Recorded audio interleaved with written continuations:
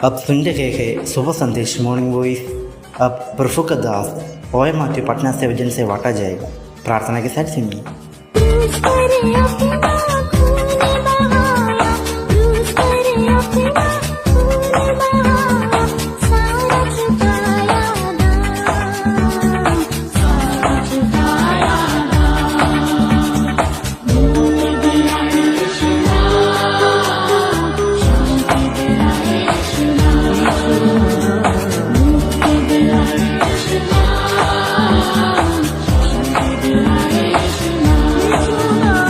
परमेश्वर के नाम की स्तुति हो।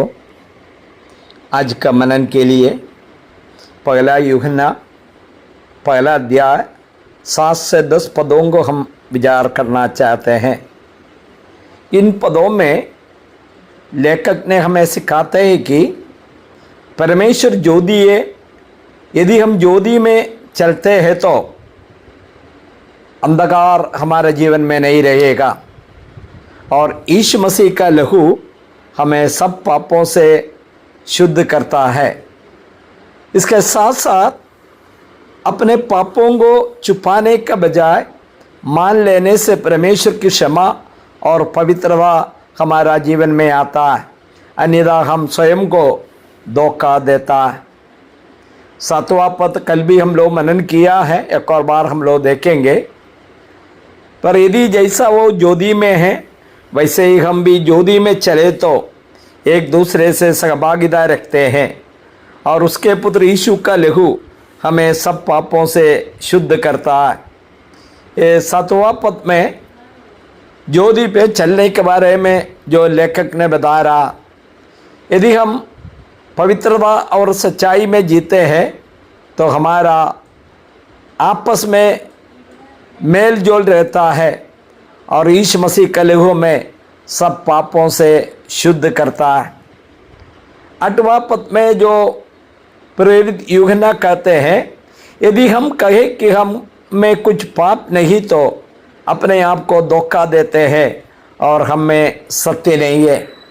यह बहुत महत्वपूर्ण एक पद है। हम जाने अनजाने कई बार अपने आप को धोखा देने वाला, पाप ना होने का भ्रम। यदि कोई ये कहे कि वह पाप रहित जीवन बिता रहा है तो वह खुद को धोखा देता है और उसमें सत्य नहीं है। एक बात सच्चे, हम पाप में जन्म लिया, पाप में जीवन बिता रहा था, पाप के कारण अनंतकाल का सजा, जो अनंतकाल का नरक में जाने वाला था। लेकिन यीशु मसीह ने इस दुनिया में आया, हम सबका पाप अपने ऊपर लेकर, हम मरने के जे ऊपर क्रूस पर उन्होंने हमारा जो भी सजा है वो अपना शरीर पर लेकर हमारे लिए प्रायश्चित बन गया। जो व्यक्ति उस पर विश्वास करते हैं हमें पाप क्षमा मिलता है, पाप का डर नहीं। तो जितनों ने इस यीशु मसीह पर विश्वास किया उसके ऊपर दंड की आज्ञा नहीं है, जो रोमियो 8:1 के अनुसार। लेकिन एक बात जो लेखक ने बता रहा, हमारा आत्मा पवित्र हो गया, हमें पक्का यकीन है कि हम प्रभु के पास जाएंगे। लेकिन एक पापमय शरीर में हम लोग रहता है, इस शरीर से हमारा पाप निकला नहीं है।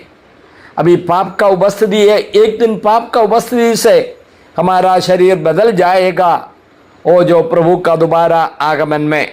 इसलिए 8वां पद में बताता है, यदि हम कहें कि मैं कोई पाप नहीं करते, अपने आप को धोखा देते हैं और सत्य पर नहीं चलते। और 9वां पद बहुत महत्वपूर्ण है, खास करके विश्वासियों के लिए। कई लोगों को यह विचार आता है, यदि हम विश्वास में आया फिर पाप किया है तो मेरा उद्धार नष्ट हो जाता है क्या उसके लिए जो रेमेडी क्या है, मैं क्या करना है। 9वां पद पक्का बताता है, यदि हम अपने पापों को मान ले तो वह हमारे पापों को क्षमा करने और हमें सब अधर्म से शुद्ध करने में विश्वास योग्य और धर्मी है। यहाँ पर पक्का एक सॉल्यूशन जो परमेश्वर की आत्मा हमें बताता है, पापों का अंगीकार करना। और मुझे और आपको जो गलती तो करना नहीं, हम एक एक दिन प्रभु का स्वभाव में बदलना है अपना शरीर को पाप से दूर रखते हुए जीवन बिताना, उसके लिए पवित्र आत्मा को हमारे अंदर में दिया। लेकिन एक बात बताते, यदि हम पाप किया है, यदि हम अपने पापों को मान लेता है, पाप किया है, तो कुछ लोगों का समस्या क्या है, पाप को कभी अंगीकार नहीं करता, ढेर सारा जो एक्सक्यूज बताता। लेकिन पाप को जो लोग मान लेते हैं तो परमेश्वर वफादार और निष्पक्ष है और हमारे पापों को क्षमा करने में जो धर्मी और विश्वास योग्य है। प्यारे भाइयों, कितने प्रेमी और सच्चा परमेश्वर हमारा है। आपको केवल क्या करना, जो गलती के पापों को अंगीकार करना, प्रभु से माफ़ी मांगना। जरूर प्रभु हमारा पापों को क्षमा करने में विश्वास योग्य है। 10वां पद बताता है, यदि कहे कि हमें पाप नहीं किया तो उसे झूठा ठहराता है और उसका वजन हमें नहीं है। 10वां पद में प्रभु की आत्मा हमें समझाता है परमेश्वर को झूठा ठहराना। यदि हम कहें कि हमने कोई पाप नहीं किया, जो विश्वास में आने के बाद का बात कह रहा, तो हम परमेश्वर को झूठा साबित करते हैं और उसका वजन हमें नहीं है।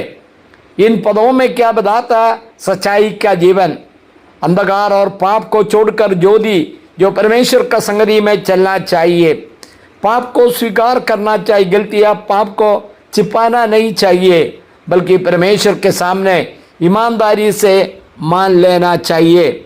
और पवित्रता और क्षमा, यीशु का बलिदान हमें सभी पापों से पूरी तरह और साफ करने की शक्ति और ताकत प्रभु के पास है।